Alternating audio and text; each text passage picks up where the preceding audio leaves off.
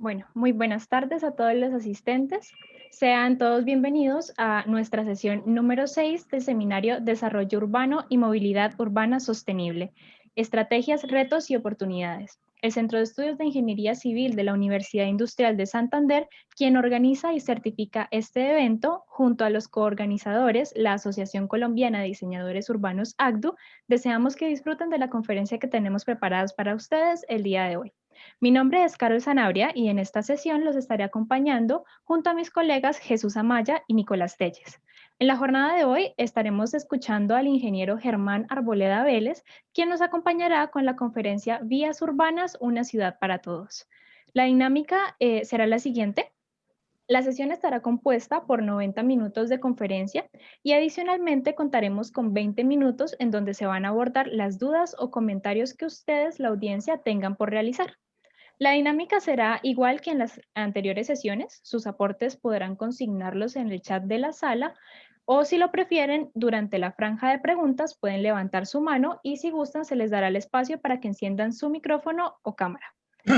También se les recuerda que una vez transcurridos los 90 minutos de la conferencia, se consignará en el chat el formato de registro para la asistencia y este a su vez se cerrará a las 4 de la tarde. Esta vez, al igual que en el panel de expertos que tuvimos lugar la semana pasada, contaremos solamente con un formato que tendrá un valor de 2 horas, es decir, contará como 2 de las charlas que usualmente tenemos dentro del seminario. Llenar la asistencia es necesario recalcarlo. Es fundamental para que ustedes reciban el certificado, ya que para obtenerlo necesitan participar de al menos el 70% del seminario. Se les recomienda, por favor, si no lo han hecho aún, que se identifiquen con el nombre con el que se registraron en el formulario, ya que nosotros, por parte de la logística, con el listado de los participantes que se encuentran en la sala, realizamos la respectiva validación de su asistencia. Les agradecemos, por favor, mantener sus micrófonos y cámaras inhabilitadas hasta que demos paso a la ronda de preguntas. Y por último, les recordamos que las memorias de cada sesión serán las grabaciones a las presentaciones, las cuales serán subidas a nuestra página oficial en YouTube, Centro de Estudios de Ingeniería Civil WIS, o si lo prefieren para más información acerca del cronograma del seminario, los participantes del mismo, sus hojas de vidas o las últimas noticias que el Centro de Estudios tiene para ofrecerles, pueden visitar nuestra página web www.aceigwis.com.co. Muchísimas gracias a todos. Seguimos contigo, Jesús, para que nos comentes más acerca de nuestro conferencista. Buena tarde. Buenas tardes, gracias, Carol. El ingeniero Germán Arboleda Vélez es ingeniero civil de la Universidad Nacional de Colombia, sede Manizales, magíster de Transporte, Tráfico, Autopistas y Diseño Estructural, curso Entrenamiento Práctico de la Confederación de Industria Británica. Ha sido docente de numerosas instituciones a lo largo de su carrera, entre las que cabe destacar la Universidad Santiago de Cali y la Universidad Libre, en las cuales se desempeña actualmente, además de la Universidad Nacional de Colombia, la Universidad Francisco de Paula Santander y la Universidad de Medellín, en las que ha asistido como profesor visitante en repetidas ocasiones. Actualmente ejerce también como gerente de la firma de proyectos de ingeniería de consulta limitada, firma de ingenieros consultores de Cali. Ha recibido diversas distinciones, como son el Premio Nacional de Ingeniería, Diodoro Sánchez, otorgado por la Sociedad Colombiana de Ingenieros en 2 ocasiones, en 1989 y 1999, por sus libros Formulación y Evaluación de Proyectos de Transporte y Proyectos, Formulación, Evaluación y Control, además de la Orden al Mérito Julio Garavito en el grado de Comendador en el 2015, condecoración que otorga el Gobierno Nacional de Colombia a los ingenieros colombianos con el fin de exaltar sus méritos y servicios a la nación. Actualmente es miembro del Instituto de Control de Producción de la Gran Bretaña, la Asociación de Ingenieros del Valle, la Sociedad Colombiana de Ingenieros y la Academia Panamericana de Ingeniería. Es autor de más de 20 libros, entre los que cabe resaltar los ya mencionados: Formulación y Evaluación de Proyectos de Transporte y Proyectos, Formulación, Evaluación y Control, además de algunos otros como Estadística Fundamental, Estudio del Plan de Movilidad de Áreas Urbanas, Planeación y Desarrollo, y su más reciente publicación, con la que le da también su título a la ponencia del día de hoy: Vías Urbanas, una ciudad para todos. Sin más dilación, damos paso al ingeniero Germán. Buenas tardes, ingeniero. Muy buenas tardes para todos. Primero que todo, agradecimiento a la Universidad Industrial de Santander, al Centro de Estudios de Ingeniería Civil, por esta invitación y por permitirme charlar con ustedes sobre asuntos de vías urbanas y muy enmarcado dentro de la movilidad sostenible.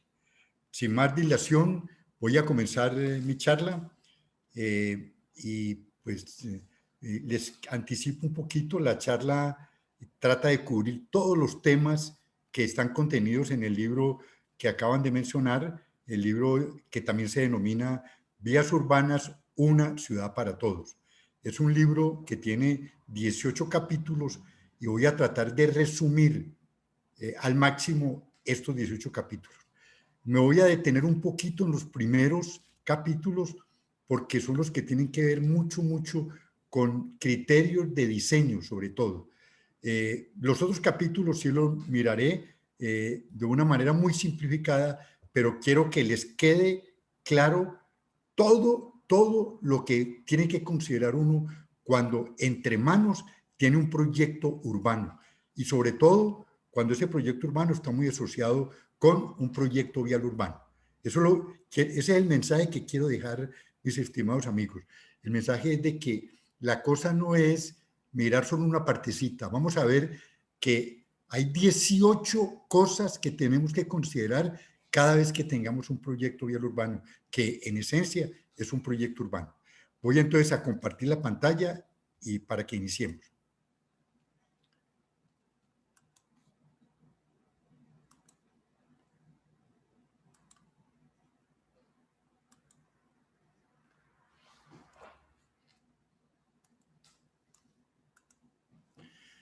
Vías urbanas, una ciudad para todos. Traigo a colación la reflexión de un arquitecto brasilero que le dio mucho impulso a una ciudad muy conocida a nivel mundial que se llama Curitiba, que ha sido ejemplo no solo para América Latina y no también para todo el mundo en lo que tiene que ver con la movilidad y sobre todo con el transporte público colectivo. Dice Jaime Lerner, no hay una tarea más noble que el intento de alcanzar un sueño colectivo. Cuando una ciudad acepta como un mandato mejorar su calidad de vida, cuando respeta a las personas que viven en ella y respeta su entorno, cuando se prepara para las futuras generaciones, las personas comparten la responsabilidad de ese mandato y esto permite lograr ese sueño colectivo. En nuestro caso tenemos un sueño colectivo y es una movilidad sostenible en una ciudad para todos.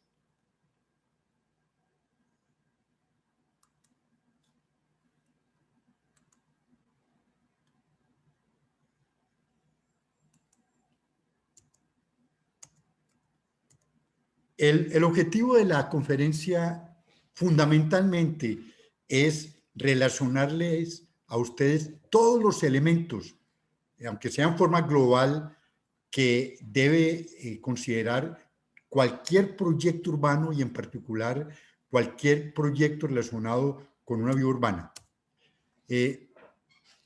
Va muy dirigido a todos los que tienen que ver la problemática urbana, a los que están en secretarías de planeación, secretarías de obras públicas, secretarías de tránsito. Y la orientación que voy a dar está enmarcada en los 4 principios básicos de todo diseño vial urbano, como lo son la inclusión, aquí entonces hablamos para todos, la seguridad a todo nivel, seguridad pública, seguridad en la movilidad, etcétera, la sustentabilidad que tiene que ver con la movilidad sostenible y la resiliencia. Esos son los 4 principios de nuestros diseños. Resiliencia en el sentido de que cuando ocurra algo, un desastre natural o algo, por ejemplo, por una manifestación pública que fue muy agresiva con la infraestructura, esta se pueda recuperar rápidamente, porque así la construimos. Y agrego un último punto que es fundamental hoy en día, que lo defienden todas las constituciones de los países democráticos, y es que en todo lo que tiene que ver con el diseño vial urbano y el proyecto urbano haya una verdadera participación de la comunidad. Para lograr este objetivo de la conferencia, la orientación que les voy a dar cubre 18 aspectos. Planeación vial urbana, criterios de diseño geométrico de vías urbanas, criterios de diseño geométrico de intersecciones, de estacionamientos, de dispositivos de control del tránsito, de estructuras y pavimentos, de redes de servicios públicos, de iluminación de vías urbanas, de infraestructura de transporte público colectivo, lo relacionado con el diseño paisajístico de vías urbanas, todo lo concerniente al mobiliario urbano, algo que no puede faltar y que ya hoy en día es obligatorio, los llamados ITS, Intelligent Transportation Systems, sistemas inteligentes de transporte, todas las consideraciones ambientales que debemos tener en los proyectos viales urbanos. Un punto que es muy descuidado, que le prestamos poca importancia, pero que es fundamental, amigos, fundamental el estudio predial. Si no queremos que el país se llene de un montón de elefantes blancos porque las obras no se terminan por problemas con predios. La seguridad en la movilidad en vías urbanas, la conservación de la red vial urbana, procurando que mantengamos siempre una red que haga que los costos de operación de los vehículos sean los mínimos. ¿Cuál es el contenido mínimo que debe tener el análisis de viabilidad de un proyecto vial urbano? Y terminamos con el punto 18, que es la participación ciudadana en el diseño vial urbano. En cuanto a la planeación urbana, son 3 temas que debemos aprender a manejar. La jerarquización de las vías urbanas, cómo adelantar o qué debe contener un plan de movilidad de áreas urbanas, y un punto muy importante hoy en día que ya toca mucho a ingenieros y arquitectos urbanistas, los planes parciales. Los planes parciales son nuevos desarrollos urbanos donde tenemos una infraestructura vial que hay que mirarla como una infraestructura vial urbana. Por eso debemos saber sobre planes parciales. En cuanto a la jerarquización vial, aquí estoy mostrando lo que puede ser un plano de una ciudad donde tenemos una serie de vías. Unas vemos que es más ancha, otras más delgaditas. Estas series de vías pueden ser importantes como la vía arteria principal o vías arterias secundarias, o unas ya muy al interior de la malla, que son las vías peatonales.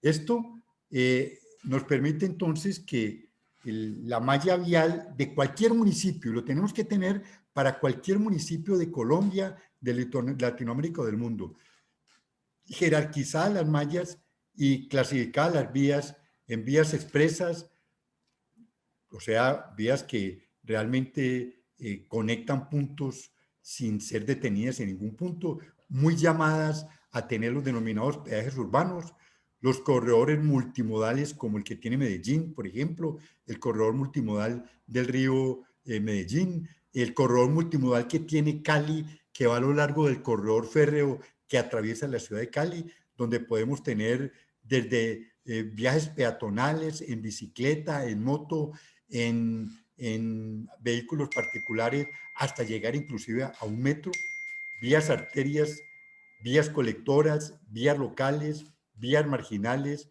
vías paisajísticas, vías semipeatonales, vías peatonales, motovías y ciclovías. Cada una de estas vías tiene un rótulo de acuerdo con esta clasificación. Todavía debe tener una sección transversal típica, la que nosotros siempre vemos en nuestros estudios de diseño geométrico. Tenemos la sección transversal, los paramentos urbanos, los antejardines, andenes, las calzadas, los separadores, tanto central como lateral, etcétera, y cada una de estas cosas debe tener su propio dimensionamiento. Cada municipio debería tener una tabla como la que muestro, donde por acá tenemos todos los tipos de vías y por acá todos los elementos de las vías antes mencionadas y la dimensión de cada uno de esos elementos. Esto obedece a un estudio. Generalmente, cuando se hace el estudio del plan de movilidad, comienza por elaborarse este cuadro. Así, por ejemplo, estos son solamente ejemplos, porque para cada ciudad hay que hacer el respectivo análisis. Una vía arteria principal 1 puede tener esta sección, donde tenemos el antejardín, el andén, una zona verde o de protección ambiental, una calzada de servicio o lateral, una calzada central, en este caso de 2 carriles, el separador central, otra calzada central de 2 carriles. En algunas ciudades esto va a requerir 3 carriles o 4 carriles y a la derecha se repite. Otro tipo puede ser este, donde no tenemos calzadas de servicio. Otro puede ser este, dependiendo de donde estemos ubicados, sobre todo el tercero cuando estamos más que todo en áreas residenciales. En cuanto a vías arterias secundarias, un ejemplo de sección transversal 1 es el que estamos viendo, 2 calzadas. O este, que a veces nos lo piden en áreas residenciales de sectores donde el urbanismo necesitamos que sea menos costoso por efectos del final valor de la vivienda, donde vamos a tener solo una calzada de 3 carriles. No es muy deseable, pero algunas veces por efectos financieros debemos de aceptarlo. En cuanto a las vías colectoras, aquí tenemos un ejemplo de una vía colectora de una calzada con 720. La podemos tener también de 2 calzadas, cada una de 720. La vía local típica, la que por ejemplo tengo al frente de mi casa en Cali, es una calzada de 720, un andén de 1,20, un antejardín de 3 metros y una zona verde donde generalmente colocamos la arborización de 1,50. Podemos reducir este 720 a 6 y bajar un poquitico la dimensión de la zona verde de protección ambiental. Las vías marginales paisajísticas son las que están al lado de los ríos o están en la parte alta de las montañas. Puede ser, cualquiera de estas vías puede ser una vía arteria principal o secundaria. Aquí tengo como una vía local, pero siempre hay que tener en presente, en el caso de cauces, la distancia mínima que hay que dejar entre aguas máximas y el Sardinel. Esta distancia mínima depende de si es un cauce natural o es un cauce artificial. Si es natural, esta distancia generalmente es de 30 metros. La vía semipeatonal que ocurre en las áreas centrales que se recomienda es la siguiente. Tengo el paramento y en todo el centro coloco un carril de 3 metros y el resto lo divido en 2 andenes. En este caso, pues, pongo 4,50, 2 andenes iguales. Observen, no hay ningún obstáculo, ni árboles, ni sillas, ni materas, nada. Porque cada cosa que yo coloque acá en este espacio que va a ser peatonal, le reduzco capacidad a esa facilidad peatonal. Lo que tenga que ver como puestos de revistas, puntos de venta, etcétera, lo hago en las bocacalles a esta vía semipeatonal.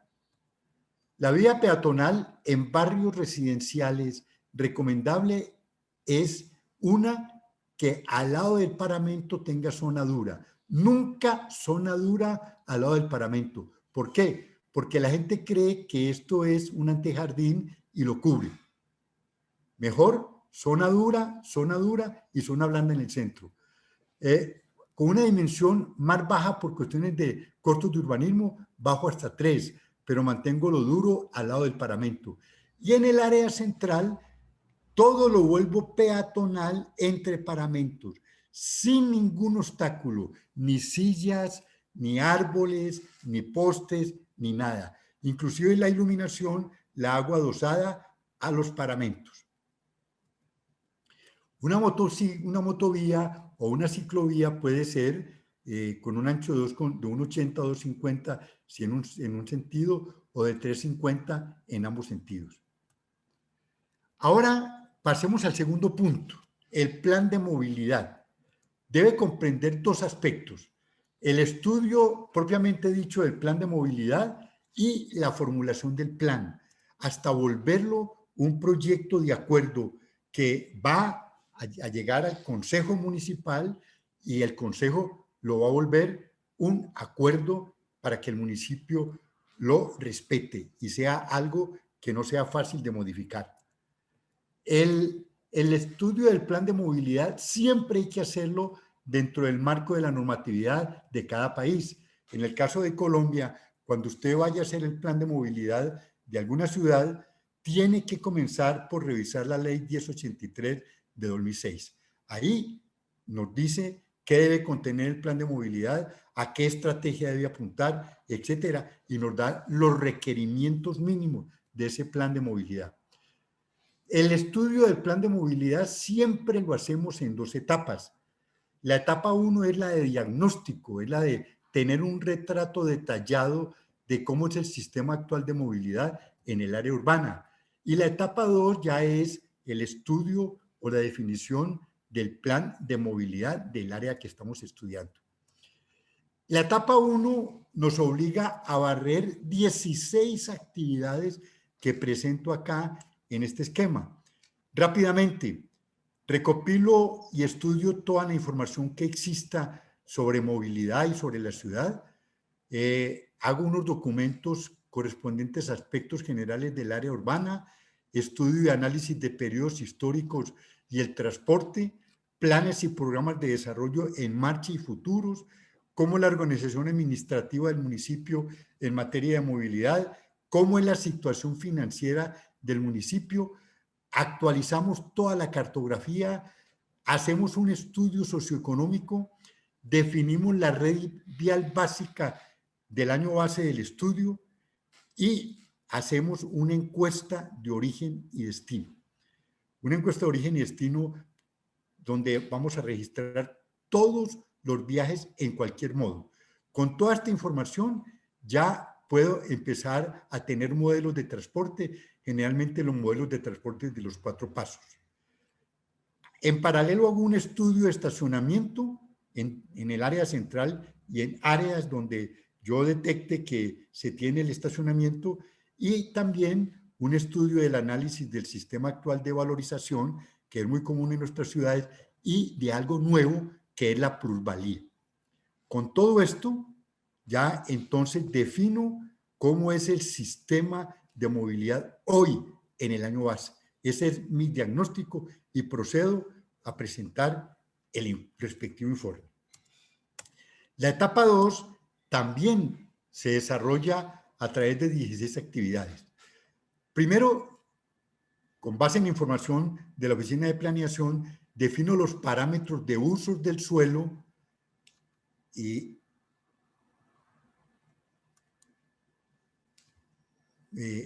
defino los parámetros de usos del suelo que me los da Planeación Municipal y los patrones deseables de crecimiento urbano, que también los establece Planeación Municipal.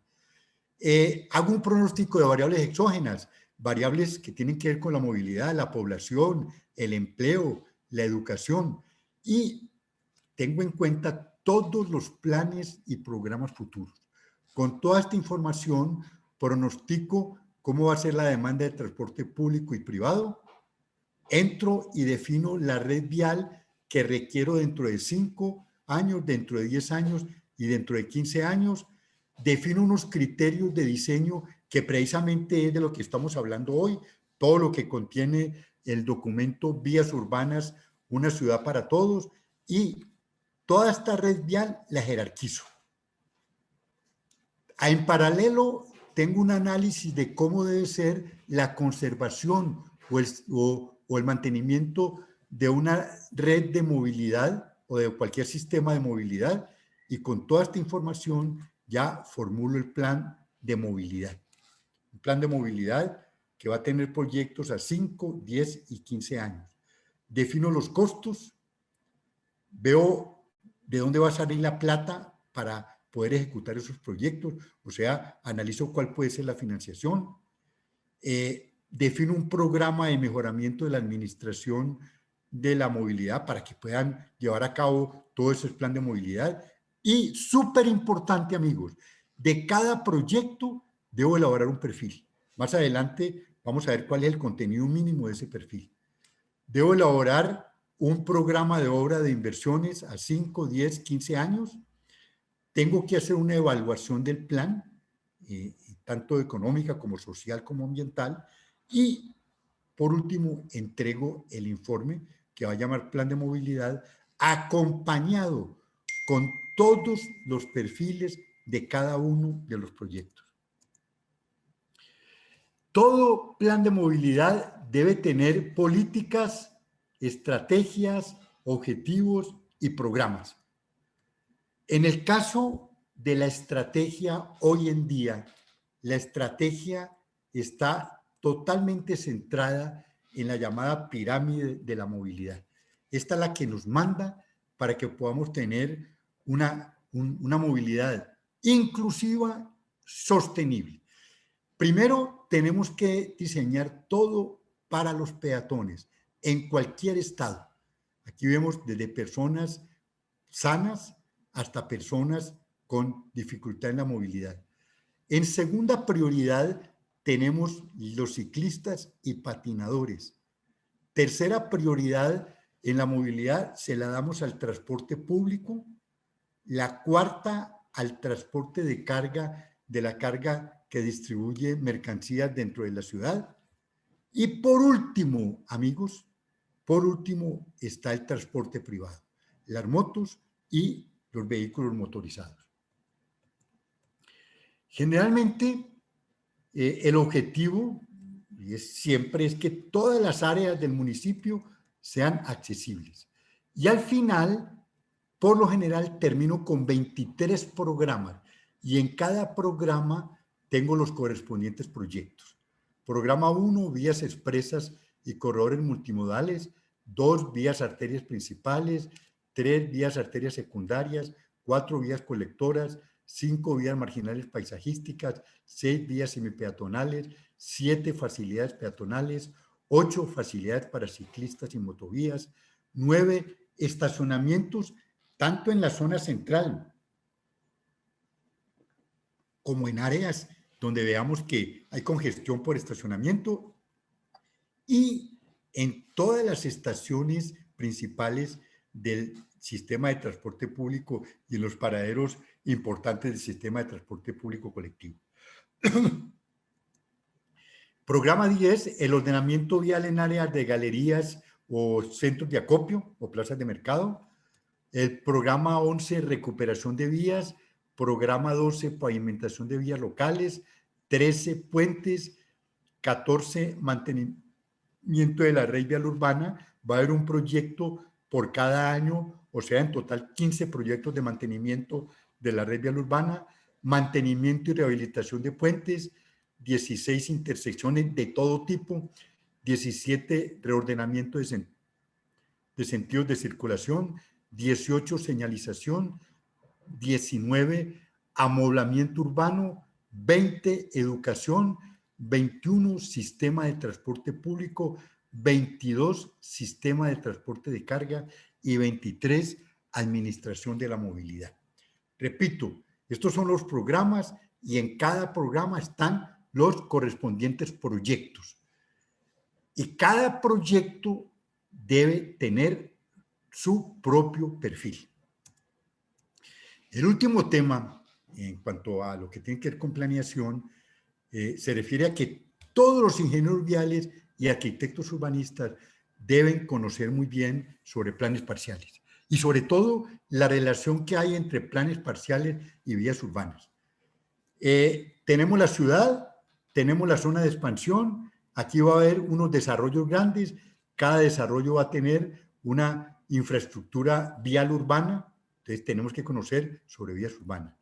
Tenemos también la ciudad, hay algunos espacios dentro de la ciudad grandes que se pueden desarrollar, hay que hacer un plan parcial y nos vamos a topar también con lo de vías urbanas. Y de pronto la ciudad ya está desarrollada, pero queremos hacer algunas remodelaciones o lo que llaman renovación. Esas renovaciones de áreas grandes que también va a implicar definir una infraestructura vial que va a ser una infraestructura vial urbana. Todo esto nos exige conocer bien sobre proyecto urbano y sobre proyecto vial urbano. En cuanto a criterios de diseño geométrico de vías urbanas, tenemos que comenzar por conocer las dimensiones de todos los usuarios. El ancho máximo, la longitud máxima y la altura máxima. Conocer sobre radio en esquinas. Normalmente el radio en las esquinas está entre 3 y 8 metros. Deben corresponder a trayectorias típicas de vehículos. Entonces, usted debe consultar estas trayectorias. Aquí tenemos un vehículo articulado, un vehículo rígido, un automóvil largo, y aquí vemos la trayectoria de la rueda posterior derecha, su trayectoria, y vemos qué radio se requiere para poder lograr ese giro sin ningún problema. Y ya tenemos algunas tablas donde tenemos el radio mínimo de giro, tanto el interno, este interno que tenemos acá, como el externo. Normalmente yo en radios de giro siempre trato de colocar el radio en la esquina, un radio de 10 metros. Los estudios de tránsito nos dan unos flujos vehiculares en vehículos mixtos que debo convertirlos en automóviles directos equivalentes. Ya tenemos una tablita que, dependiendo de qué proyecto estamos viendo, si es una vía urbana o una carretera o una glorieta o una intersección semaforizada, entonces, ¿qué factor le doy para convertir? Bicicletas en ADE, 0.33, 0.20. Vehículos comerciales medianos y pesados. En una vía urbana equivale a 2 ADE. En una intersección semaforizada a 1.75. En una glorieta a 2.80. También es importantísimo conocer la capacidad de la vía urbana. Esta la podemos tener en función del ancho. Aquí tenemos todos los tipos de vías urbanas que podamos tener. Y aquí está el ancho. El ancho de las dos calzadas disponibles para el movimiento en ambos sentidos. Entre 461 y 615, entonces la capacidad en una dirección en AD por hora es de 400 AD por hora. Y así, en esta tabla, conociendo el ancho de todas las áreas que tenga, calzadas que tenga disponibles para la movilidad, puedo detener entonces la capacidad. También tenemos capacidades reportadas para ciclovías. Esta nos entrega el Highway Capacity Manual. Cuando tiene un carril, más o menos entre 1.700 y 2.530 bicicletas por hora. Ciclovía en 2 direcciones de 2 carriles, entre 500 y 2.000 bicicletas por hora. Para las facilidades peatonales, tenemos que apoyarnos en el Highway Capacity Manual, el manual de capacidad de los Estados Unidos. Y hay una reglita que me sirve como especialista, y es de que el ancho, la capacidad de un andén es igual a 80 peatones por minuto por metro de ancho efectivo. El ancho efectivo es el ancho de la facilidad peatonal, en este caso un andén, menos un ancho muerto. ¿Por qué ancho muerto? Porque nadie camina por el sardinel, ni nadie camina recostado al paramento. Entonces, hay que restarle al ancho unos 50 centímetros o 1 metro, dependiendo de dónde nos encontremos. Cada tipo de vía tiene su correspondiente velocidad de diseño. Vías arterias principales 60-80, secundarias 60, colectoras 50, marginales 50, paisajísticas 50, locales 30 o 50, semipeatonales 30. Importante para poder definir todos los elementos que va a tener el diseño geométrico de esa vía. También para cada vía urbana se tiene ya una distancia de visibilidad mínima. Estos son criterios urbanos distintos a los criterios de carreteras. Aquí está muy claro, dependiendo del tipo de vía, la distancia mínima de visibilidad, tanto de parada como de adelantamiento. No nos olvidemos que la que nos interesa más es la de parada, por efectos de posibles colisiones.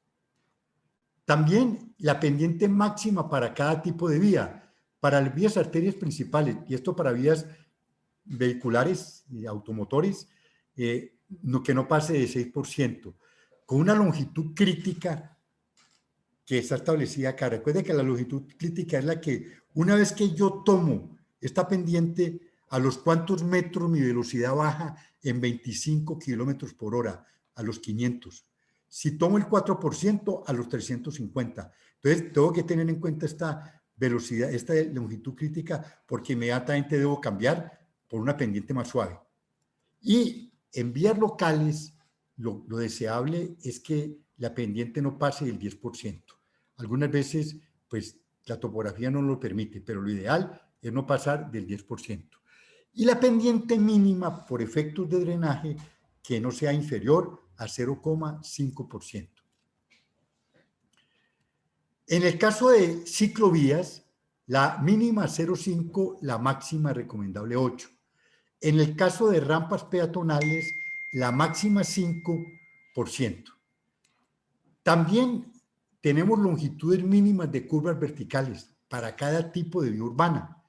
Sabemos por ingeniería, diseño geométrico, que la longitud de una curva vertical, sea convexa o sea cóncava, es igual a un K, factor K, por A. A es la suma algebraica de la pendiente de entrada y la pendiente de salida. Ese K para vías urbanas ya está establecido. Aquí tenemos el tipo de vía, K de adelantamiento y K de confort. Yo con este K y con A calculo L, pero L tiene que ser mayor que la longitud mínima. Si me da menor que estas longitudes, entonces tomo la longitud mínima. Y entonces tenemos este elemento como criterio para diseño de curvas verticales. En cuanto al peralte y el radio mínimo en curvas horizontales, el peralte en vías urbanas, el recomendado es 4%. El máximo, mis estimados amigos, 7%.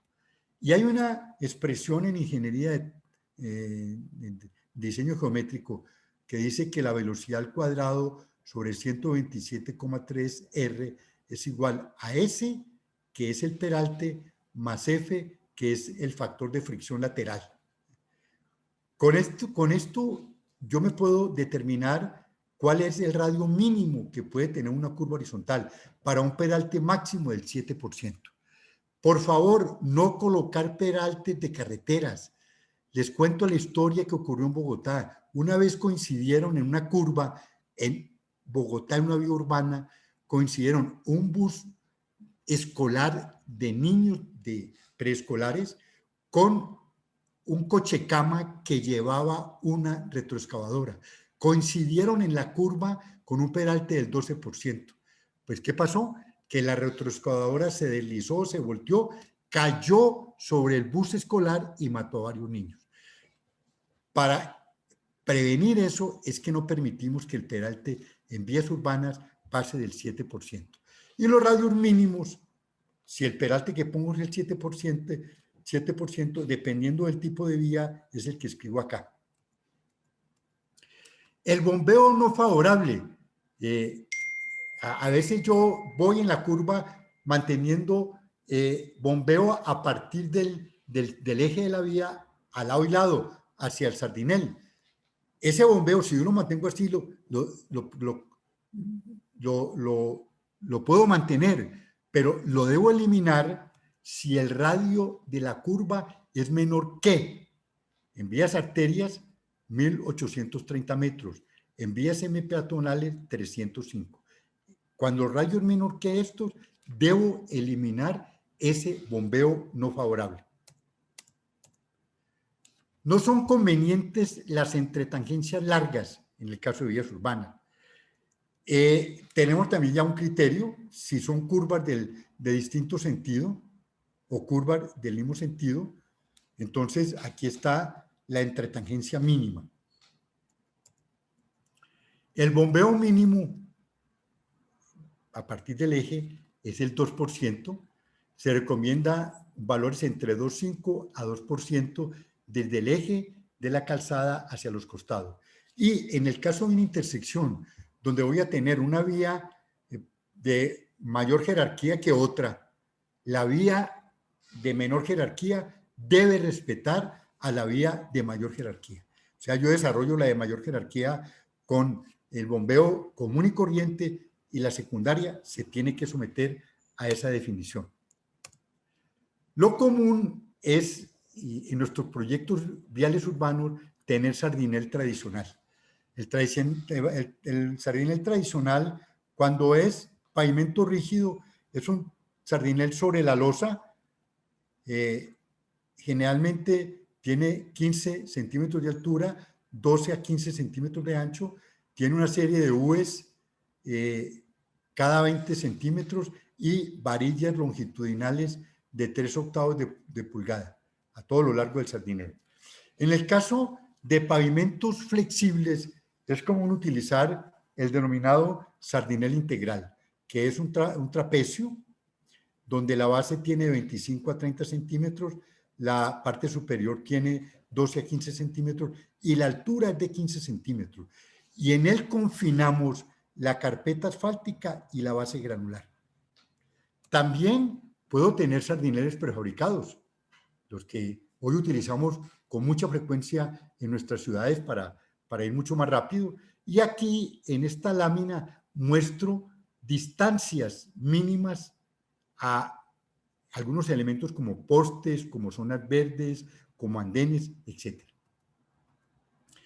En cuanto al separador, que tenemos muy frecuente en vías urbanas, puede ser un separador central, el ancho deseable 10 metros, el mínimo deseable de 2 y bajar hasta 1.5 en sitios con grandes restricciones. Si el ancho es menor a 2 metros, señores, no lo deje en blando, paviméntolo, hay que pavimentarlo, hay que ponerle un ligero bombeo para fines de drenaje del agua y que ojalá la textura sea diferente de la del pavimento. El separador lateral, el ancho mínimo recomendable es de 1,2 metros. A veces necesitamos hacer aberturas en el separador central. Aquí les muestro, para poder hacer giros en U, miren la conclusión a la que llegamos. El ancho del separador en la zona donde voy a hacer el giro en U debe tener 16 metros mínimo para poder tener carril de aceleración y carril de desaceleración. Si es para girar a la izquierda solamente, el separador en la zona donde va a tener esta abertura debe tener un ancho mínimo de 4,4 metros. O puedo tener para giro a la izquierda y para incorporarme por la izquierda. En este caso, para poder tener este carril de aceleración, necesito un ancho mínimo de 7,6 metros. Este ancho de abertura que aquí he anotado de 12 metros está en función del ancho del separador. Mire que a medida que el separador es más ancho, necesito menos longitud de abertura. En muchos proyectos viales, yo tengo un separador que apenas se abre cada 5 u 8 kilómetros. Pero es imposible para efectos de conservación o para un accidente tener que ir a recorrer 5 kilómetros para devolverme. Entonces yo puedo hacer algunas aberturas, pero esto solo para efectos de conservación o problemas de accidentalidad. Y aquí está ya, dependiendo del ancho del separador, qué longitud debe tener esta abertura. Generalmente aquí tengo una cadena o tengo algo que obstaculice el paso, que lo puedo abrir para labores de conservación y para atender accidentes. Un punto muy importante, amigos, es la distancia a obstáculos laterales. Nosotros no le prestamos atención a esto y por eso vemos semáforos caídos, postes caídos, señales caídas. Ya eso está normatizado. En el caso del tipo de vía, arteria, colector o semipeatonal, ¿qué distancia debe haber desde el borde del obstáculo hasta el borde del sardinel? Si la altura es menos de 3 metros y la altura es más de 3 metros. Veámoslo mejor gráficamente. Aquí está. Cuando la velocidad es 50 kilómetros por hora y el bombeo es en esta forma, entonces la distancia al obstáculo, este obstáculo puede ser la pila de un puente, un poste, una señal, etcétera, es de 0,5 metros. Si el peralte es de 1 en 40 a 1 en 24, el bombeo 0,5 y 0,6 para alturas mayores a 3 metros. Si una pendiente de 1 en 24, ya sería 0,6 y 0,75. Pero miren ustedes que cuando aumenta la velocidad, esta distancia aumenta dramáticamente y hay que respetarla. Para velocidades de 60 a 80 Mire que lo deseable es 1.20 y lo mínimo, 0.60. Si usted pone 0, menos de 0.60, seguro que ese semáforo se va a caer, lo va a tumbar algún carro algún día. También en vías urbanas necesitamos tener bahías para estacionamiento transitorio, bahías para buses, para paraderos de buses y bahías combinadas para paraderos de buses y para estacionamiento transitorio. Aquí tenemos las dimensiones mínimas recomendables para esas bahías. Los andenes también tienen sus normas que hay que respetar. La pendiente de 2 a 3% hacia la calzada, que la superficie sea no resbaladiza, que por favor no facilite la formación de charcos.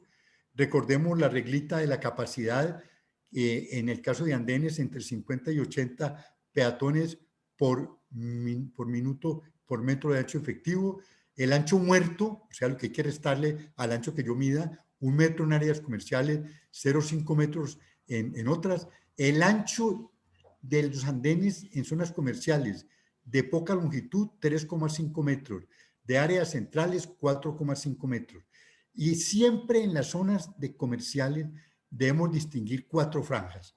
La franja que está a la fachada, pegada a la fachada, donde a veces me ponen un aviso o alguna cosa que molesta.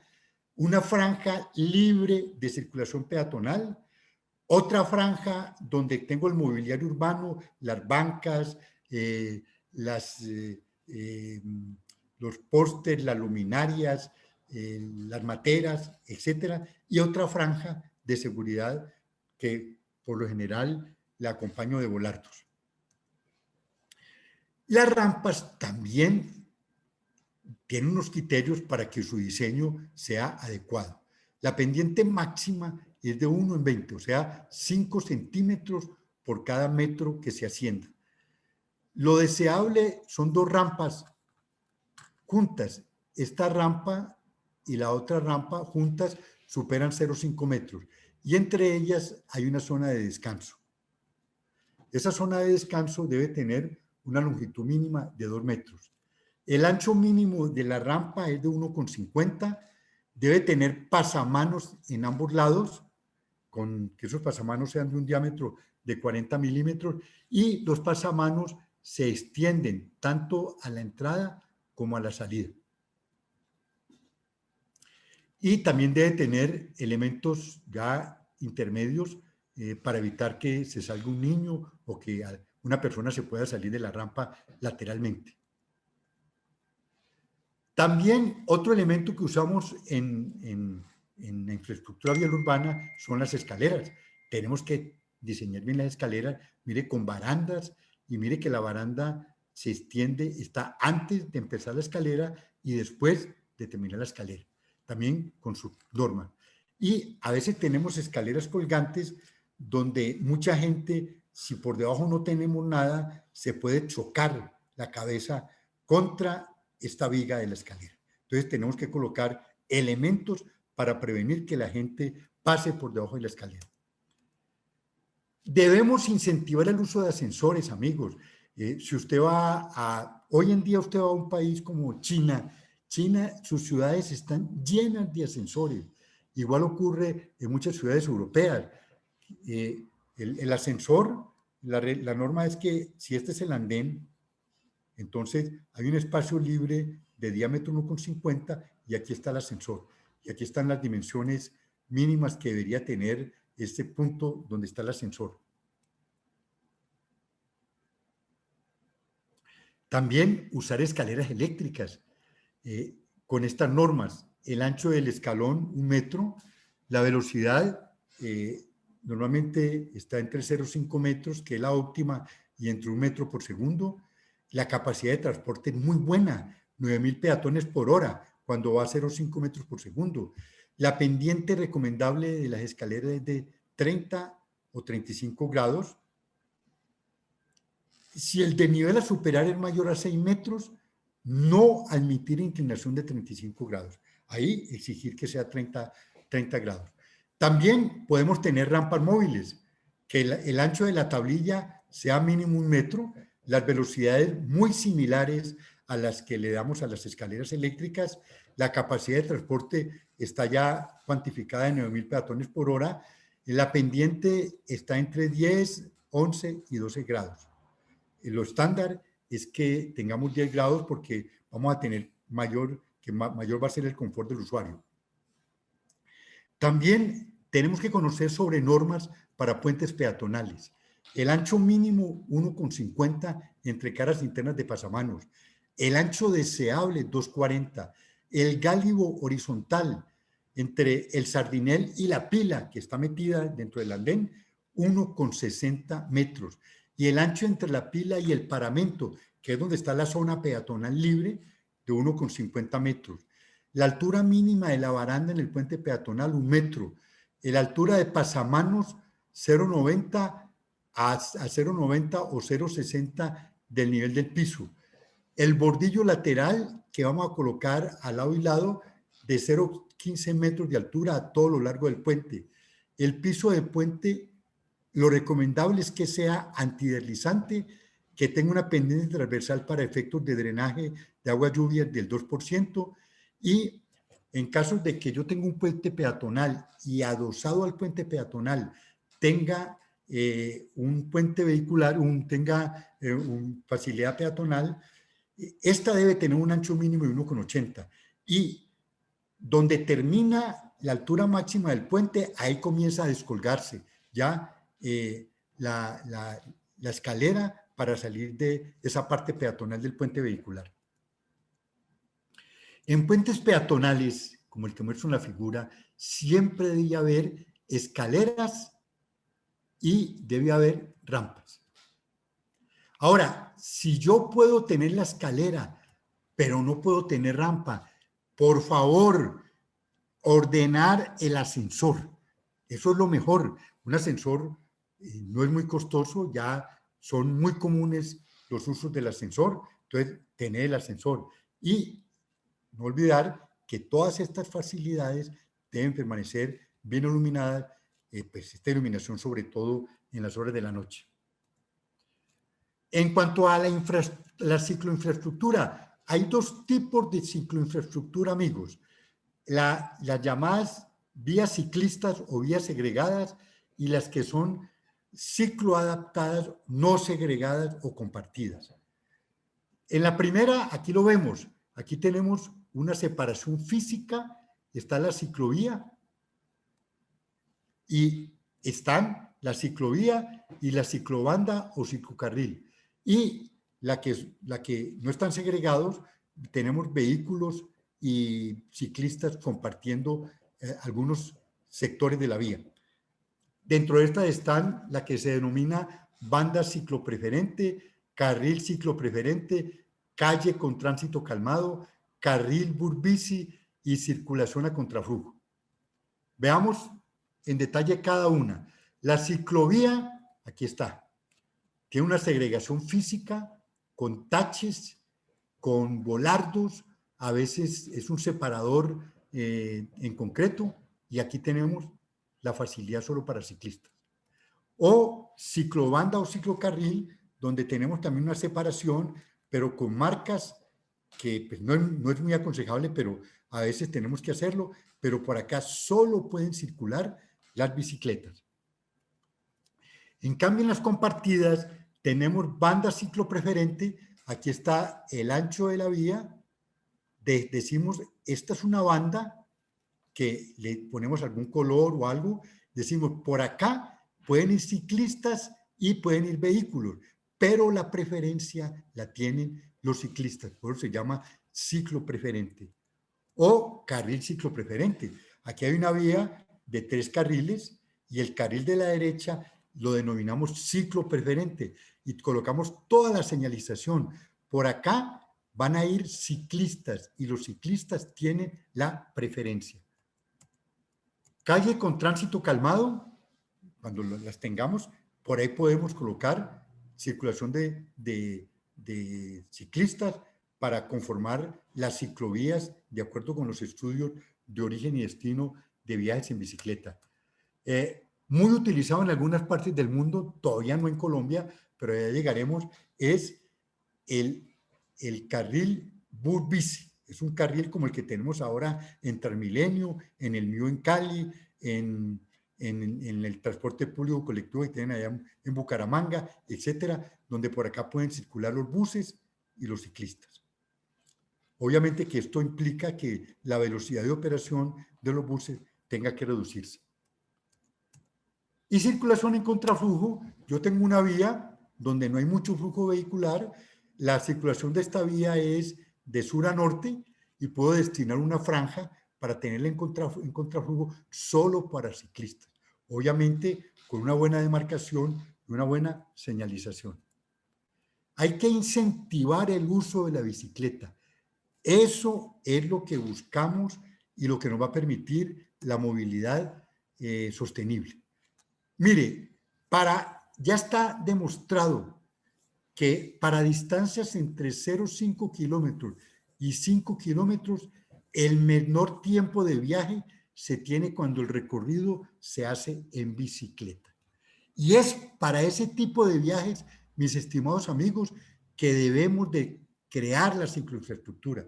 No tirar ciclovías por cualquier parte, por cualquier lado. Uno ve que aquí en Colombia, en todas las ciudades, dio la moda de las ciclovías y las colocan por cualquier parte. No, hay que hacer un estudio de origen y destino, cuáles son los generadores de viajes en bicicletas, cuáles son los atractores y, por favor, que sean distancias entre 0,5 kilómetros y 5 kilómetros, para que la gente de verdad utilice la bicicleta para todas sus necesidades. No mezclar ciclistas y peatones. Esa es una norma universal. Aquí los pongo separados. Separarlos con diferencia de nivel o con barandas o con filas de árboles o con una franja de pasto. Por favor, lo hacemos, qué pena, pero de marcar con colores o con líneas, eso no es separación. Las ciclovías siempre deben estar separadas de los cruces peatonales. Nunca decir, no, ¿para qué traigo la ciclovía? Y taque, que utilice el mismo cruce peatonal de los peatones. No, son dos cosas totalmente aparte. Y se recomienda que en nuevos desarrollos, esto para los planes parciales, no consideremos ciclovías con flujo en ambos sentidos, sino que la ciclovía tenga siempre un mismo sentido. Para una calzada en un sentido y a la otra calzada una ciclovía en otro sentido. También en el caso urbano necesitamos saber que los túneles tienen sus normas. La velocidad de diseño es menor que 0,8 velocidad de diseño de la vía. La longitud mínima de visibilidad del portal de entrada es de 4,17 veces la velocidad de diseño. No tener curvas verticales en túnel, y en especial las cóncavas, porque si hay algún escape de agua, pues eso se vuelve un pozo. La longitud mínima de intertangencia en túneles de un solo sentido, si son curvas de sentido contrario, 1,39 veces la velocidad de diseño, del mismo sentido, 2,78 veces la velocidad de diseño.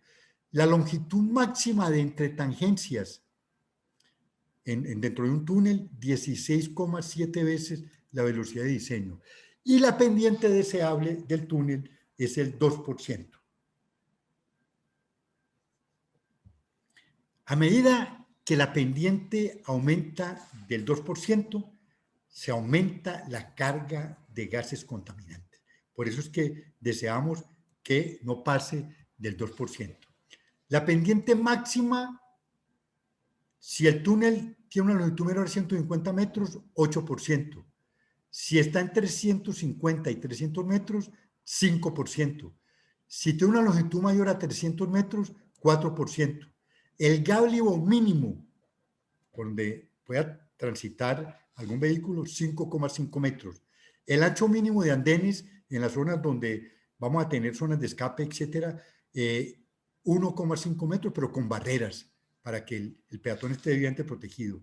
La distancia entre apartaderos debe ser menor a 700 metros. Si la longitud del túnel es mayor a 5 kilómetros, es importante buscar con el diseño que los conductores no vean los portales a grandes distancias.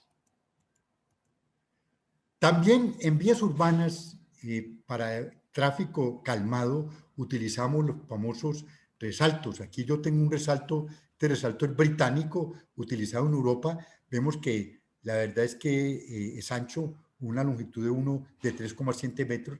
El vehículo viene en este sentido. Aquí cabe perfectamente un vehículo pequeño, pero ojalá los pudiéramos tener así. Estos resaltos deben de ser seguros y efectivos. Yo no me debo contentar. Si aquí va a entrar un vehículo, pongo un resalto, lo tengo que estar repitiendo para que el vehículo de verdad respete la disminución de velocidad que yo pongo. Y deben de estar debidamente señalizados. Colombia tiene una señal preventiva que es SP25. Nosotros le decimos policías acostados.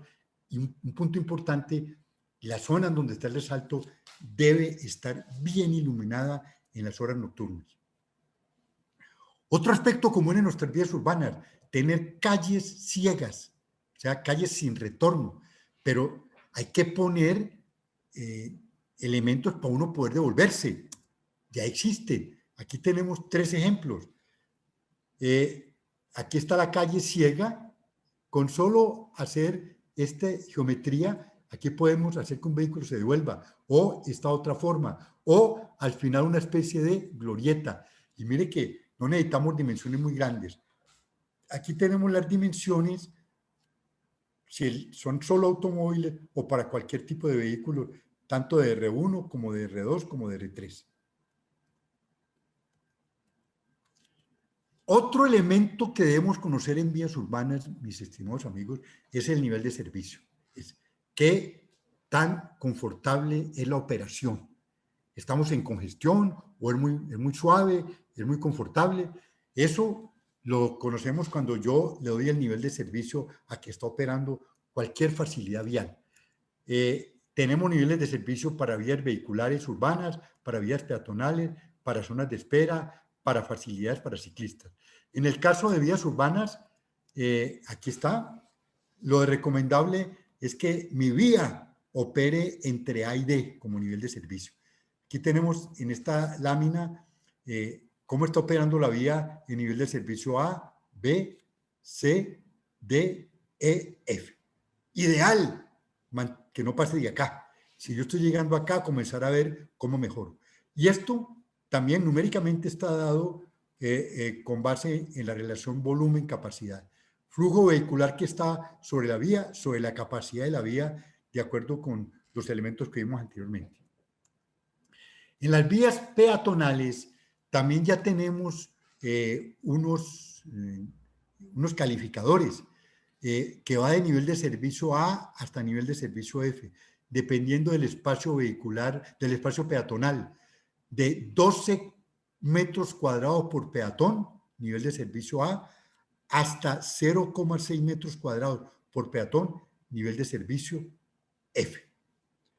Para las zonas de espera, por ejemplo, plataformas en estaciones del metro o estaciones de bus o estaciones de cualquier tipo de paradero, también tenemos el nivel de servicio que va de A para un área de 1,25 metros cuadrados por persona, a F para un área de 0,19 metros cuadrados por persona. Ahora hablemos del diseño de intersecciones. Estos diseños tienen unos principios.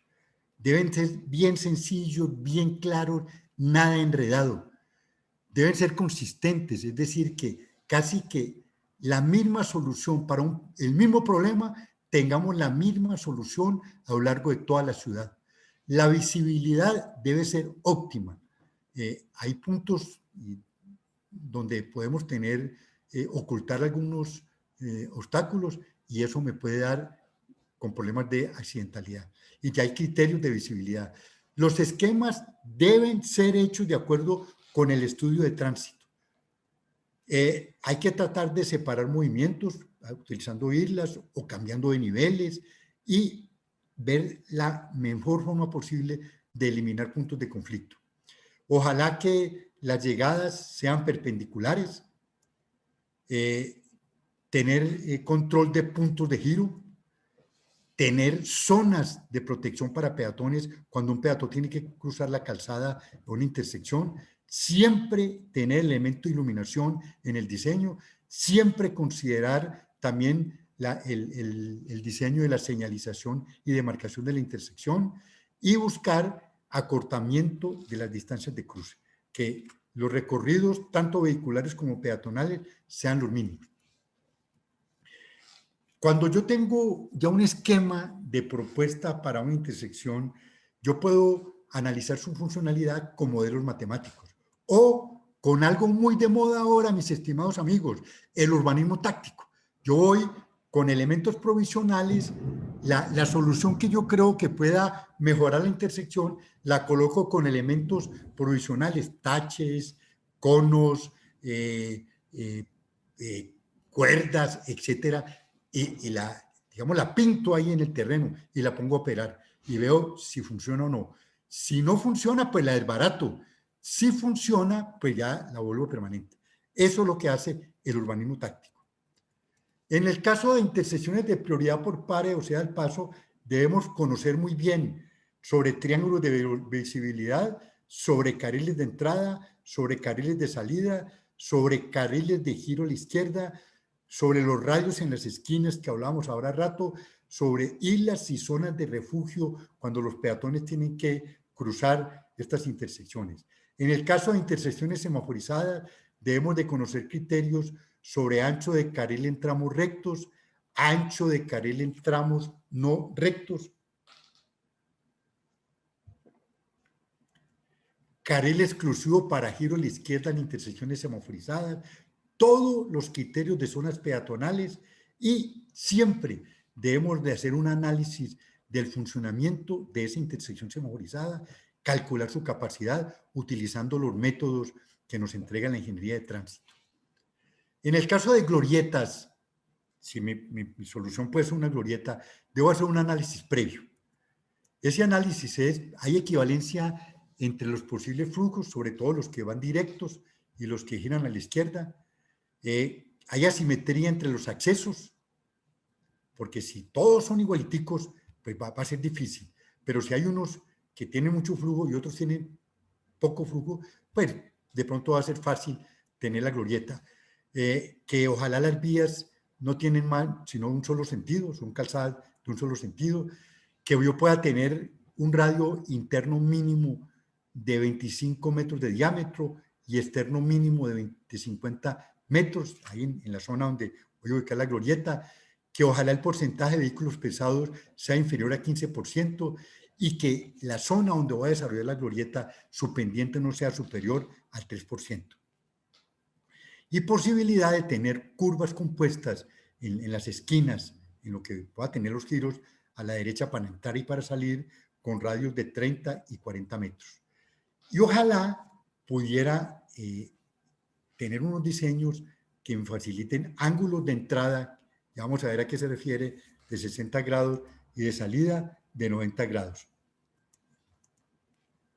Las más comunes son las mini glorietas, diámetro menor a 25, la glorieta convencional, la glorieta de nivel, la convencional cuando tiene un diámetro mayor a 25 metros. Los elementos de una glorieta convencional, amigos, son el ángulo de entrada a la sección de entrecruzamiento, el ángulo de salida cuando yo salgo, la longitud de entrecruzamiento, el ancho de entrecruzamiento, el ángulo dentro de la sección de entrecruzamiento. Todo esto lo debo conocer, el ancho a la entrada, el ancho entre la isla central y la isla de entrada y salida. En el caso de intersecciones a desnivel, debo considerar dos grupos de elementos. Elementos asociados con la ingeniería de tránsito y elementos asociados con el diseño vial. Asociados con la ingeniería de tránsito, tengo diagrama de movimientos a la intersección, hay que tener un esquema preliminar y tener unos diagramas de movimientos de flujos que va a haber en cada tramo del esquema preliminar. Y elementos asociados con el diseño vial son 10. Dice elementos relacionados con vías principales, con vías de enlace, con flujo emergente, con longitud de entrecruzamiento, con sección de entrecruzamiento. Hay puntos donde debo hacer balance de carriles, analizar todos los carriles de aceleración, todos los posibles carriles de desaceleración, qué gálibo le voy a dar, tanto para intersecciones elevadas como deprimidas, y la pendiente de la rampa o de la depresión. A manera de ejemplo, diagramas en los movimientos. Aquí está el estudio de tránsito, los flujos, y yo hago unas barritas dependiendo, el ancho depende del volumen vehicular. Aquí vamos viendo que de izquierda a derecha y viceversa son los flujos mayores. Esto me permite proponer un esquema. Aquí en este caso propuse una especie de trébol. Y luego tengo que darme la tarea, con base en los flujos vehiculares del año de diseño, hago el diagrama de movimientos en tramos. Vea, aquí está este trébol, y aquí están los distintos tramos, y debo calcular qué flujo espero en cada tramo, en la hora pico de la mañana y en la hora pico de la tarde o de la noche, en el año de diseño. Con estos flujos es que yo dimensiono todos los elementos. ¿Cuáles elementos? Los que acabo de mencionar. La vía principal, anchos, estas dos, las vías de enlace, que generalmente son 8 en este caso, el flujo emergente, el carril, la longitud de entrecruzamiento, el ancho en la sección de entrecruzamiento, la longitud del carril de aceleración, el carril de desaceleración, la rampa, qué rampa voy a dar acá, y el gálibo, la distancia que va a haber entre los dos desniveles. Un buen ejemplo de urbanismo táctico es acá, reciente, Colombia. La gente dice, pero que esto lo hicieron en pintura. Claro, en pintura, porque si no funciona, pues se borra y punto. Pero si funciona, pues entonces hagan estos cordones, levanten los andenes, etc. Esto es un ejemplo en Río Negro. También otro ejemplo en Río Negro de urbanismo táctico acá, hecho también con pintura. Esto es provisional. Si no funciona, pues no pasó nada. Si funciona, se vuelve después permanente. Ahora veamos diseño geométrico de estacionamientos. Lo necesitamos por 3 razones. Esta es increíble. El vehículo privado generalmente permanece estacionado 21 horas del día. Sin estacionamiento no hay control. La gente va a tirar el carro sobre la calzada, sobre los andenes, etcétera. Y si queremos un movimiento, una movilidad sostenible, pues necesitamos estacionamiento para las bicicletas y para todas las facilidades de transporte público colectivo. Se tienen 2 tipos de estacionamiento, en la vía y fuera de la vía. En la vía libre, sin ninguna restricción, restringido o controlado cuando cobramos por él, y reservado, por ejemplo, a los residentes de un área o a los usuarios de determinada institución. Y fuera de la vía tenemos lotes de estacionamiento y edificios o parqueaderos de estacionamiento. Siempre pensar en las personas con movilidad reducida. Aquí sobre la vía, en paralelo, estacionamiento para personas con movilidad reducida. En batería, lo mismo, estacionamiento en batería y para personas con movilidad reducida. También pensar en demarcar el estacionamiento sobre la vía. Ya tenemos esquemas pro forma, llamémoslo así, de cómo hacer esas demarcaciones.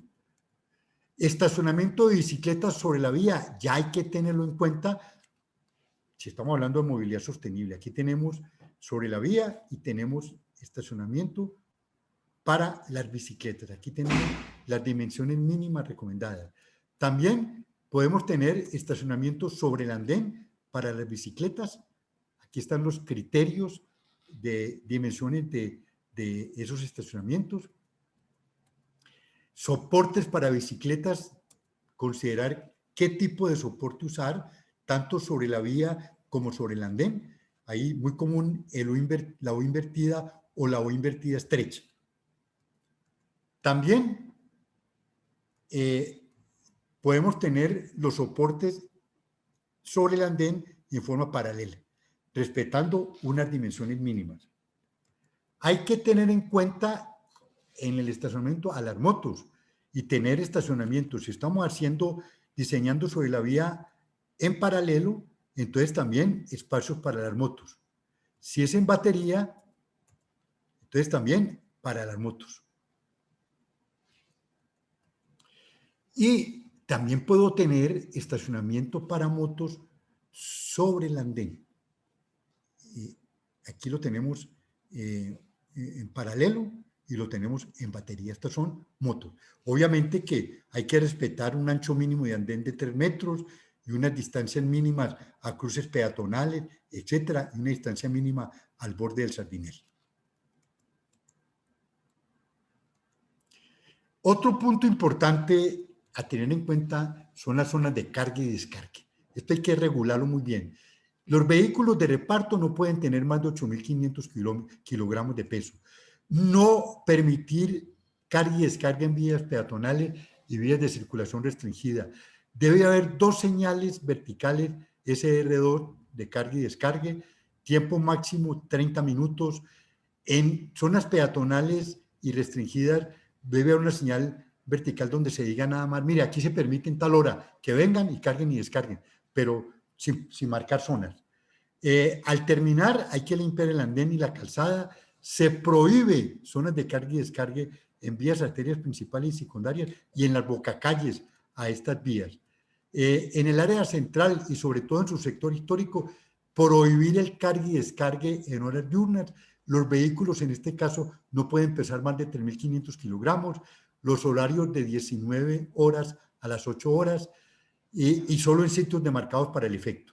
En vías residenciales se pueden estacionar camiones solo para operaciones de entrega, para operaciones de carga y descargue, si es porque el propietario vive cerquita al sitio, y toda edificación para uso industrial debe tener un espacio interno para que haga ya el cargue o descargue.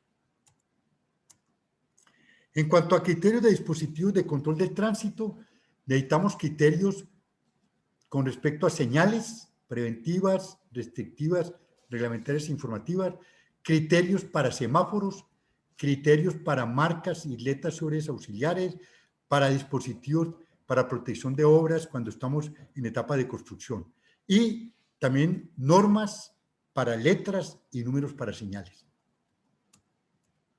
Ojo, no olvidar que ya hoy en día todos los países tienen su manual de señalización.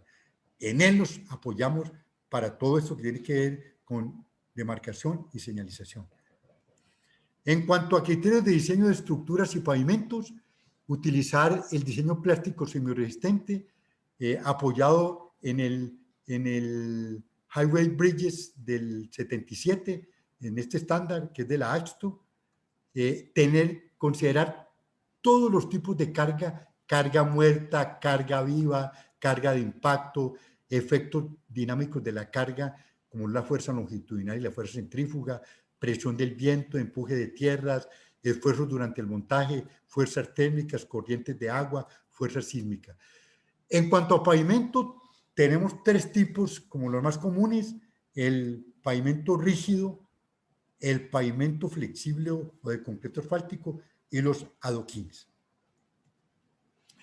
Cuando tenemos un proyecto vial urbano, nos vamos a topar con redes de servicios públicos, para las cuales debemos de tener criterios conectados con la vía o facilidad urbana, criterios en relación con redes de acueducto, de alcantarillado y de aguas lluvias, aguas residuales y aguas lluvias, de redes de energía, de redes de telecomunicaciones, de redes de gas. En cuanto al diseño de la iluminación de las vías urbanas, por favor, buena iluminación para andenes, cicloinfraestructura y facilidades peatonales. En algunos puntos claves donde debemos tener siempre buena iluminación es en los cruces peatonales, en todas las intersecciones viales. Hay países como los países europeos que las obligan hasta en las carreteras, en los paraderos de buses, en los espacios públicos. Y los postes deben de tener colores luminosos, evitar colores verde, negro y gris. Debo tener criterios de ubicación de postes cuando la velocidad es superior a 60 kilómetros por hora y cuando es menor a 60 kilómetros por hora, ya hablamos algo de eso, y criterios de iluminación para vías arterias, colectoras, locales, intersecciones a desnivel, vías peatonales y cicloinfraestructura. De todo esto debemos de conocer cuando tenemos entre manos un proyecto urbano. En cuanto a la infraestructura de transporte público colectivo, hay 3 grupos de aspectos: el vehículo, la infraestructura y la red de transporte. Debemos conocer sobre buses y trolebuses, tranvía, metro, tren regional, cables aéreos. En infraestructura, todo tipo de vías, paraderos, estaciones, infraestructura de cables, patios y talleres. En la infraestructura de cables, ¿qué sistemas de cables para cables aéreos se tienen? ¿Qué elementos de apoyo se pueden utilizar? ¿Qué anclajes se pueden utilizar? ¿Y cuál es el sistema motriz que puede ser más eficiente en un momento dado? Y en cuanto a la red de transporte, tener buenos criterios sobre rutas, intervalos de despacho, planes de rodamiento, velocidad de operación, control de despachos en ruta, número máximo de rutas por tramo. Por favor, queremos movilidad sostenible, queremos incentivar el uso de la bicicleta, entonces procurar la intermodalidad bicicleta-transporte público. Estacionamiento de bicicletas en todas las zonas próximas al transporte público, en las estaciones de transporte público, en los intercambios de transporte público y ojalá que los vehículos permitan el transportar las bicicletas en la parte delantera o en espacios internos, como ocurre en algunos vagones de los metros o de los trenes o de los tranvías. En cuanto al diseño paisajístico, con él se logran 3 cosas. Primero, darle más presencia a la facilidad urbana. Segundo, tapar distracciones, sobre todo en glorietas. Y tercero, mejorar la orientación. Yo con arborización, con vegetación, muestro mucho mejor los caminos. Todas las medidas de tipo paisajístico están muy asociadas con el movimiento de tierra, con el montaje de esculturas o de objetos simbólicos, con lo que tiene que ver con la arborización. Y por favor, amigos, cuando estén sobre este tema, no olvidemos que la norma NSR 10, la norma sismoresistente 10, tiene un capítulo que habla sobre la vegetación. ¿Qué vegetación utilizar cuando estamos con el problema urbano? Otro aspecto que es común es el mobiliario urbano. Hay que darle continuidad en el diseño de los objetos individuales, que la banca sea la misma en todo el sitio, que el basurero sea el mismo en todo el sitio, que las agrupaciones sean parecidas, que esto esté integrado visualmente al paisaje, que todo esté bien agrupado para que los desplazamientos sean los mínimos, que de verdad coloque lo que necesite, no llenar eso de un montón de amoblamiento urbano por tirar ahí amoblamiento urbano, no, es porque de verdad se necesita. Y por favor, que nunca le reduzca la capacidad a las facilidades peatonales. Un árbol, un poste, una matera, una silla, me reduce el ancho efectivo, por lo tanto, la capacidad. Son varios los tipos de elementos urbanos que debo tener en cuenta. Elementos de urbanización y de limitación, como los volardos, por ejemplo. Elementos de descanso, como las sillas. De iluminación, como las lámparas. De jardinería y agua, como los sitios donde puedo tomar agua. De comunicación, como postes para teléfonos, etcétera. De servicios públicos, como cabinas de teléfono o puestos de revistas. Elementos comerciales, como kioscos. De limpieza. Ahora, entremos a otro aspecto muy importante de obligatoria utilización hoy en día, que son los llamados ITS, los sistemas inteligentes de transporte. Estos sistemas inteligentes de transporte consideran 14 aspectos. Primero, definirle bien la arquitectura para que todo sea compatible. Sistemas inteligentes de recaudo, ante todo en transporte público. Sistemas de seguridad, de estacionamiento, de control de túneles, de gestión de la flota con tecnología GPS que se puede hacer hoy en día para las flotas de buses urbanos y de transporte de mercancía intermunicipal, sistemas de control del tránsito, integración, sistemas para integrar todos estos proyectos ITS, sistemas de peajes y de control de vías expresas y de carreteras, para que la gente no tenga que parar, sino que sea automático el cobro del peaje sin reducción de velocidad, sensores para el tráfico a la llegada a intersecciones, etcétera. Tendencias tecnológicas, porque esto está cambiando a pasos acelerados.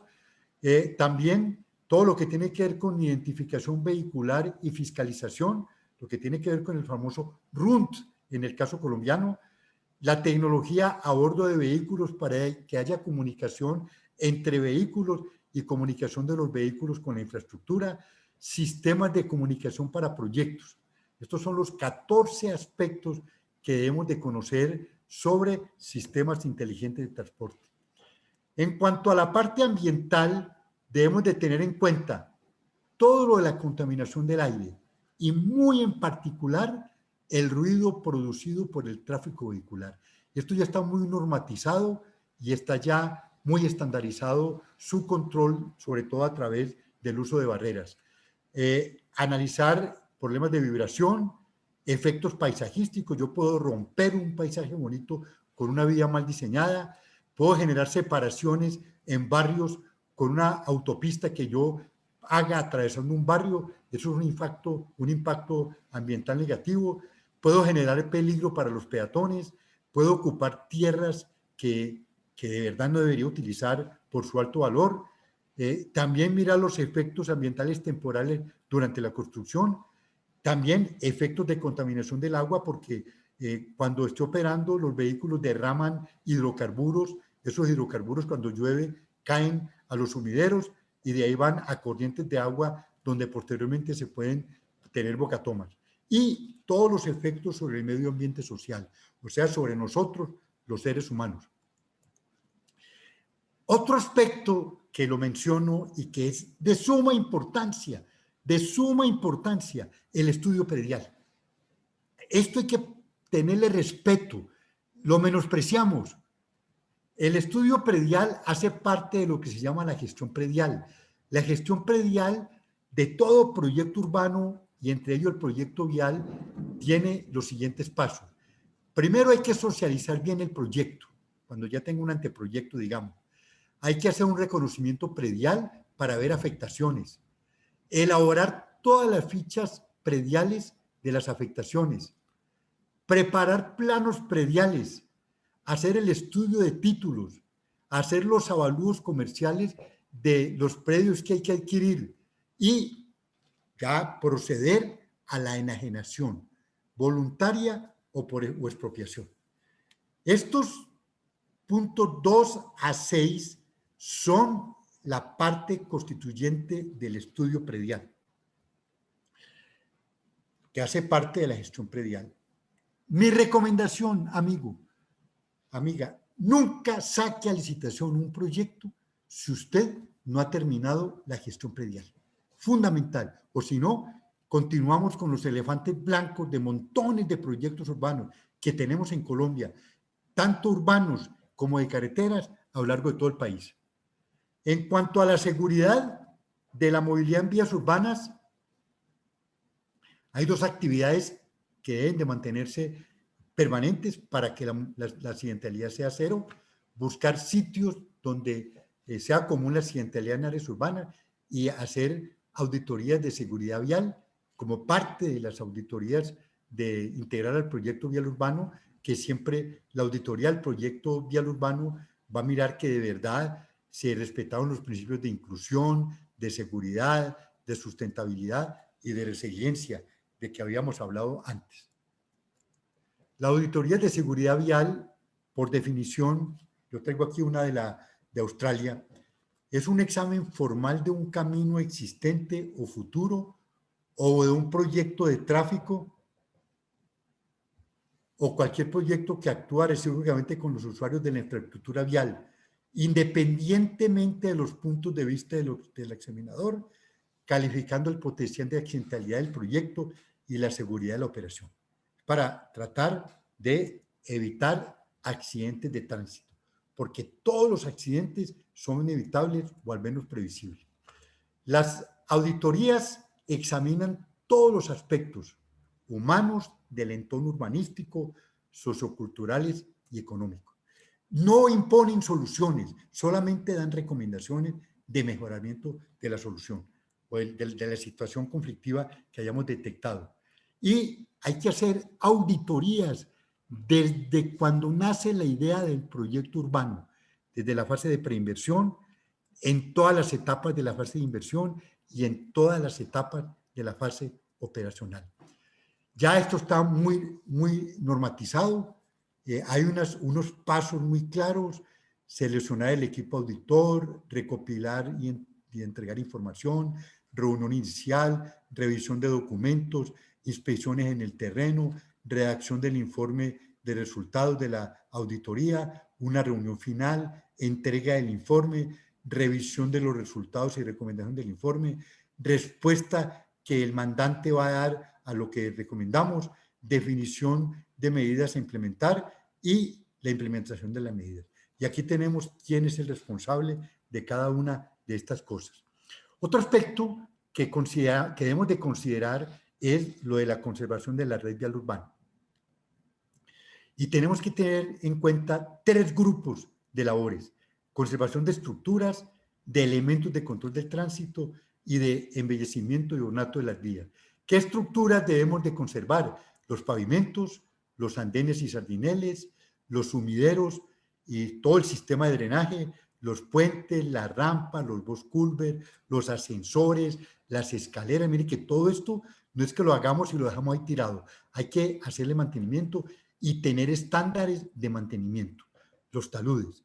En cuanto a elementos de control de tránsito, hay que reparar y conservar las marcas, las señales, los semáforos, los pasos peatonales, todo el amoblamiento urbano con estándares, un mantenimiento semestral o trimestral. Todo el mantenimiento y la iluminación también debe tener estándares. Y en cuanto al ornato, estándares de mantenimiento relacionados con corte del prado, con mantenimiento de árboles y arbustos, con el barrido y lavado de calles. Hay ciudades en Latinoamérica, Guayaquil, en el centro, que lo lavan todos los días, con agua y jabón.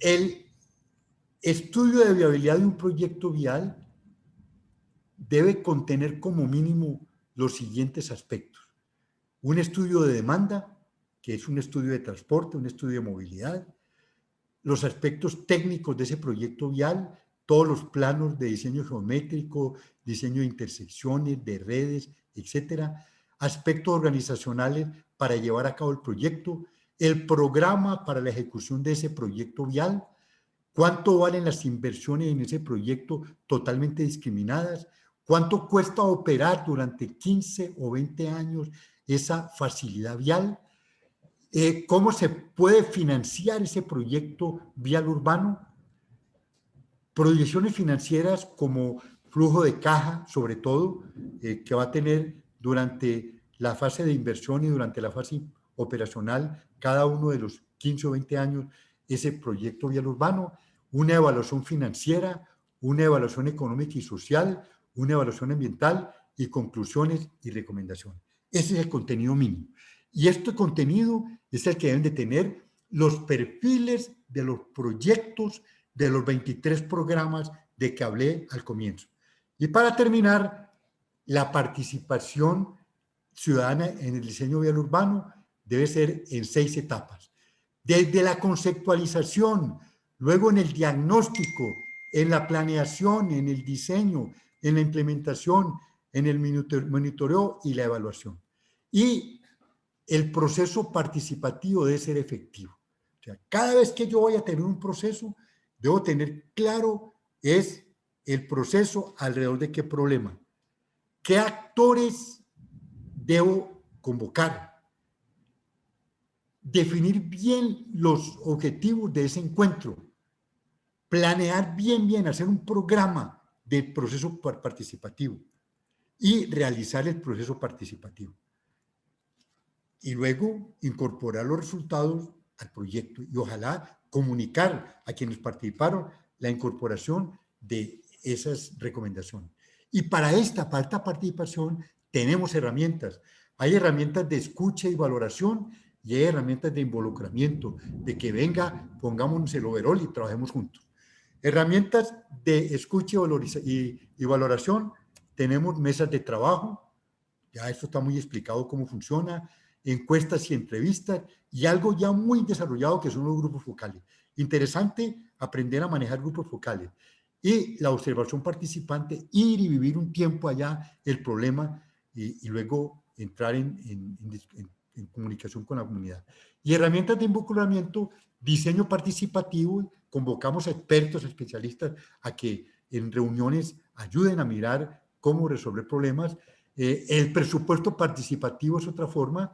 El panel de expertos, cuando hay un problema, traemos varios expertos para que ayuden a resolver el problema. Y por último, el proceso de diálogo multiactor, cuando hay mucho enfrentamiento, hay muchos puntos de vista diferentes, entonces utilizamos esta herramienta de diálogo multiactor para llegar finalmente a un acuerdo.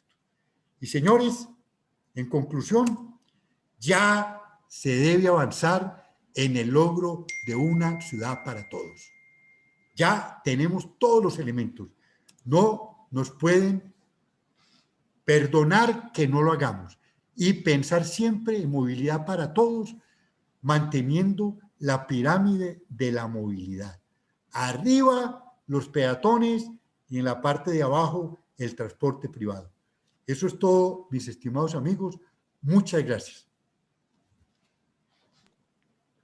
Muchísimas gracias a usted, ingeniero Germán, por tan interesante conferencia, sobre todo por sus apreciaciones y por permitirnos ampliar muchísimo más nuestro conocimiento sobre vías urbanas y la visión que existe desde tanto la arquitectura como la ingeniería. Bueno, a continuación vamos a dar paso a la sección de preguntas. La forma en cómo manejaremos este espacio será que en el orden en cómo se consignen en el chat vamos a leer las preguntas y aportes que estén realizando.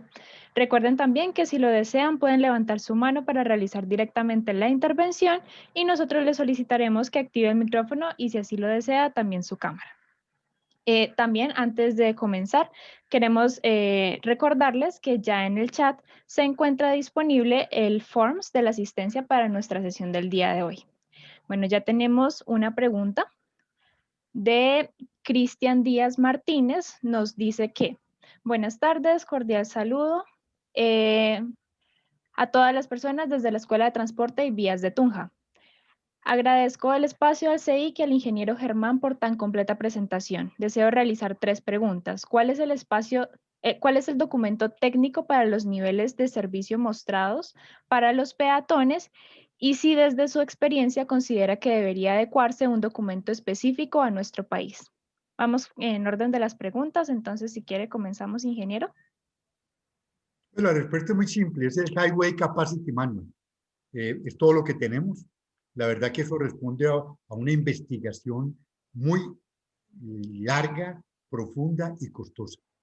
Pero tenemos que decir que lo que obtuvimos para peatones en Estados Unidos es muy aplicable a Colombia. En ese caso del capítulo de peatones, de verdad que no hay mucha diferencia entre la movilidad peatonal entre colombianos, latinoamericanos y norteamericanos. En ese caso sí, porque en el caso de vías urbanas, el Highway Capacity sí es nefasto para vías urbanas, vehiculares. Ahí sí difieren totalmente las formas de operar en Colombia, Latinoamérica y en Norteamérica. Muchísimas gracias, ingeniero. La segunda pregunta que tenemos también de Cristian Díaz es ¿qué estrategias cree que son las mejores para diseñar ciudades para todos, desde las calles locales y los barrios, desde la participación ciudadana? Pues la estrategia grande ya la tenemos.